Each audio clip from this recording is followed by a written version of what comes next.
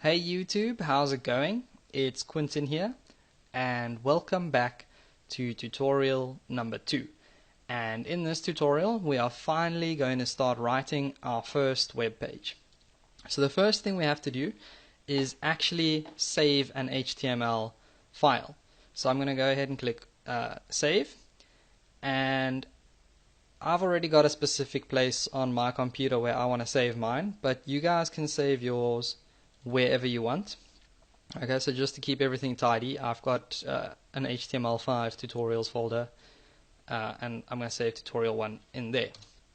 Okay, and because this is our first web page, let's say that this is our home page. And whenever you name your home page, or whenever you save your home page, you need to save it as index.html. Okay, and if you guys want to make sure that it saves correctly as an HTML file, then you can just go ahead on this drop down list and look for HTML, which is over there, hypertext markup language. Okay, so that's what HTML stands for, is hypertext markup language. So let's go ahead and save this now, and boom, okay, we've got our first web or our first HTML file. Now, because HTML is a markup language, what that means is that everything is written in these things called tags. Okay, and some people call them elements. Now, a tag looks something like this. So you go ahead and you type in the smaller than sign and the greater than sign, and then you type in whatever the tag's name is. So let's say, for instance, we had a tag that was called tag. Now, this isn't actually a real tag, but just for the purposes of explaining, that's pretty much what a tag looks like. And we usually have 2 of these tags. So we usually have an opening tag and then a closing tag. And the only difference being that a closing tag has that / before the tag name. Okay? And what these tags would then do is mark up some bit of text in between here. So let's say I had some text here. Then these tags would be telling the browser how to show this text on the screen. Okay, so they basically mark up, these tags mark up this text. That's what they're there for. And we also get single tags in HTML, so we can also go ahead and they'd look like this, like tag, but then there'd be a closing / before the end of the tag. So we've got single tags and then we've got double tags, which you saw just now. Okay, but those aren't real tags, so I'm going to go ahead and delete those, and we can get started with writing some real HTML code. Okay, and the first thing we have to do whenever we start writing a web page is start off with something called the doctype tag. And what that does is declare what doctype we are using. So basically what version of HTML we are using. Okay, and because we're using HTML5, then we go ahead and we type in !doctype.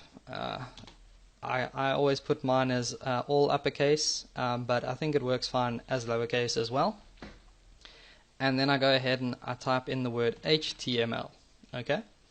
Now, with previous versions, not versions, of HTML, okay, we used to have to type like some really long doctype element in here. But with HTML5, all we have to do is type doctype HTML, and we're done. Okay, so that is our doctype declared, and our browser now knows that it's looking at a HTML5 document. So now that we've got that on our page, the next thing we have to do is actually tell the browser where our HTML starts and ends. So the way we do that is by putting in another HTML tag, so HTML. And as you can see, this one turns blue, and most of our HTML tags are all going to turn blue from now on. Okay, so that is where our HTML starts. And then we also have to put in an ending HTML tag. So I'm going to go ahead and end mine off over there. Okay, and this is known to most people as the root element, okay? Because all the other HTML code that we're going to type in goes in between these two tags, okay? So you're not going to put any HTML outside of these two tags, okay? And that is why it's called the root element, because everything has its root in that tag. So the first two tags that we're going to put in this HTML tag actually divide our website or our web page into two different sections, okay? So the first one is called the head, and we have to go ahead and end that off as well. And then the next part is called the body. And ending body. So if I just move my mouse so you guys can see. Okay, now what we've done is we've split this HTML into two different sections. So we've got our head and then we've got our body. Okay, and I like to indent my code. So as you can see, there's a tab, actually a tab space, and basically that just makes my code look a lot tidier.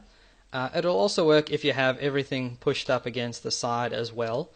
It's not going to make your code not work, but it does look a lot more tidy to have everything nicely indented like this, so I can tell exactly where my head starts and ends and exactly where my body starts and ends.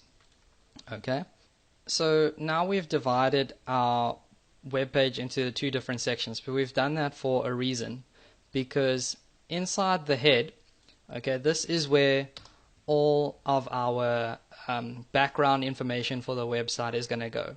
So it's stuff that maybe the user doesn't actually see on the website, but it's just there to help the website work. It's kind of like the brains behind the website. So one of the things that we can put in our head is called the title, and if I can spell it right, title, and ending title. And what this does is like display the little bit of text at the top of the browser, in the top of the tab, okay? So let's go ahead and just put, this is my first web page, and I guess we can just leave the typos for now, okay?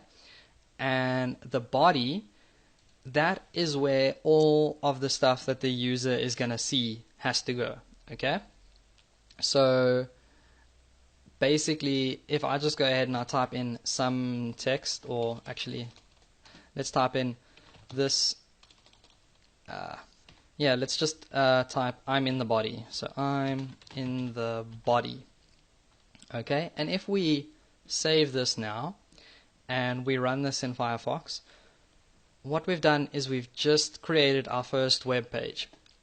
And as you can see, I'm in the body is displayed in the part of the website that the user is going to be looking at, and then our title is actually up here in the tab for Firefox, and it says this is my first web page because of all my typos.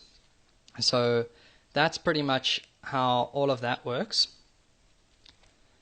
But there's one last thing I want to mention to you guys, and that is inside of our head we also have to include another tag, which is a meta tag. And you guys might not understand all of this just yet, but it'll probably make sense to you guys later on in the series. So just go ahead and type this for now, and I'm going to go ahead and type the word charset equals UTF-8. Okay, and I'm going to end that off with a slash because this is going to be a single tag. Now, like I said, you guys might not understand what all of this does just yet, but it's basically there to include any extra characters that aren't on our normal keyboard. So most of us are going to be using a normal keyboard where we're going to only have letters like from the normal alphabet, but this will include like extra symbols that actually, like, they're not even on your keyboard, so most of us probably won't even use that. But you guys just have to have this, otherwise this is not going to be a valid HTML document. So like I said, it might not make sense, but you need to include it on every single page. So that's all I have for you guys in this tutorial. And as always, don't forget to subscribe.